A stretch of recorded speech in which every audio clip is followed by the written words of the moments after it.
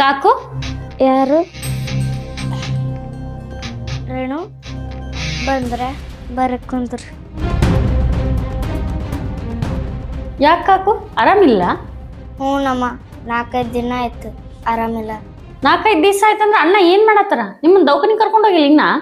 Phone ಮಾಡಿದೆ, phone ಎತ್ತಲಿಲ್ಲ, ಕೆಲ್ಸದಾಗ ಇರ್ಬೇಕಂತ ಸುಮ್ಮನೆ ಆದೆ. ಅವ್ರ ಫೋನ್ ಎತ್ತಿಲ್ಲ ಅಂದ್ರ ನಮ್ಗಾರ ಫೋನ್ ಮಾಡಿ ಹೇಳ್ಬೇಕಿಲ್ಲತ್ತೆ ನೀವು.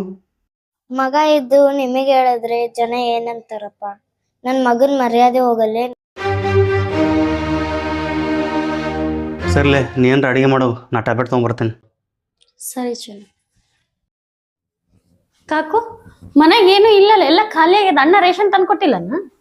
ರೇಷನ್ ಹಾಕೋದಿರ್ಲಿ, 15 ದಿನ ಆಯ್ತು ಮನೆಗ್ ಬಂದಿಲ್ಲ ಅವ. ಏನೋ ಕೆಲ್ಸ ಇರ್ಬೇಕನ್ಸತ್ತೆ, ಅದಕ್ ಬಂದಿಲ್ಲೇನೋ. ಇಷ್ಟೆಲ್ಲ ಆದ್ರೂ ಮಗನ್ ಪರವಾಗಿ ಮಾತಾಡ್ತಾರಲ್ಲ ಕಾಕು ನೀವು. ಈ ತಾಯಿಗಳಿಗೆ ಒಂದ್ ಚೂರು ಬುದ್ಧಿ ಬರಲ್ಲ ನೋಡು. ಏನ್ ಮಾಡೋದವ, ಮಕ್ಳು ತಪ್ಪು ಮಾಡ್ಯಾರ ಅಂತ ಹೇಳಿ ಬಿಟ್ಕೊಡಕ್ ಆಗುತ್ತೇನು?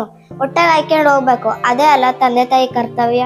ಮಕ್ಳು ತಪ್ಪು ಮಾಡಿದ್ಮೇಲೆ ಅವ್ರನ್ನ ಕ್ಷಮಿಸೋದು ತಂದೆ ತಾಯಿ ಕರ್ತವ್ಯ ಅಂದ್ಮೇಲೆ, ವಯಸ್ಸಾದ್ಮೇಲೆ ತಂದೆ ತಾಯಿನ ನೋಡ್ಕೊಳ್ಳೋದು ಮಕ್ಳ ಕರ್ತವ್ಯ ಕಾಕು. ಅದನ್ನ ಮರಿಬೇಡ್ರಿ.